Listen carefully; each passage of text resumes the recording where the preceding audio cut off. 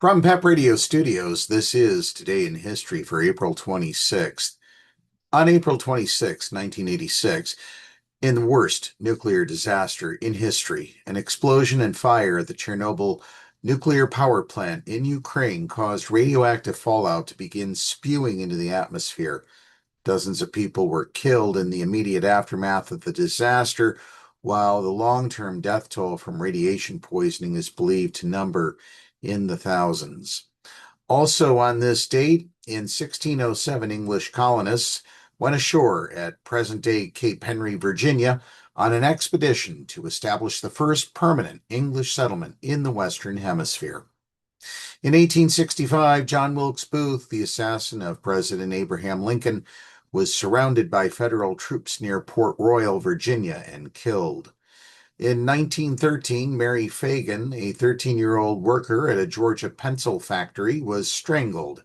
Leo Frank, the factory superintendent, was convicted of her murder and sentenced to death. Frank's death sentence was commuted, but he was lynched by an antisemitic mob in 1915. In 1937, during the Spanish Civil War, German aircraft bombed the Basque village of Guernica, killing hundreds and devastating the village. The bombing would inspire Pablo Picasso's mural, Guernica.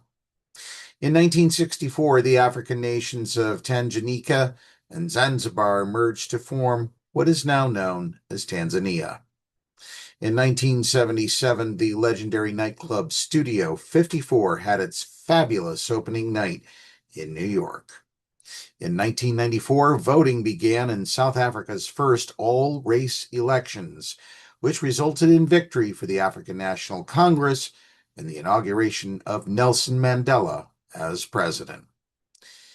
In 2000, Vermont Governor Howard Dean signed the nation's first bill allowing same-sex couples to form civil unions. In 2012, former Liberian President Charles Taylor became the first head of state since World War II to be convicted by an international war crimes court, as he was found guilty of aiding and abetting war crimes and crimes against humanity, including murder, rape, and the use of child soldiers. Taylor was sentenced to 50 years in prison.